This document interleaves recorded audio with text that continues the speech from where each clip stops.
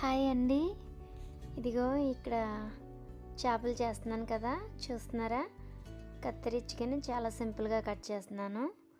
అదే మన ఇండియాలో అయితే మనం కత్తిపీట, తర్వాత వచ్చి బూడిద, ఇసికి, లేకపోతే ఏది అవైలబుల్గా లేకపోతే కనీసం ఒడ్ల పొట్టునైనా సరే తెచ్చుకొని, అదేనండి ఊకనైనా తెచ్చుకొని చేపలు చేసుకుంటాం.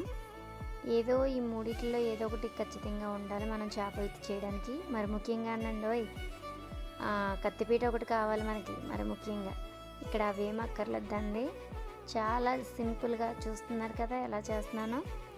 ఇది ఏంటంటే ఫ్రై చేయమన్నారు ఇప్పుడు, అందుకని చెప్పేసి చేస్తున్నాను.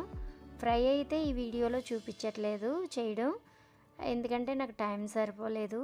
చేసాక బస్ లాస్ట్లో మాత్రం ఫోటో తీసాను, అది మాత్రం సెండ్ చేస్తున్నాను చూడండి.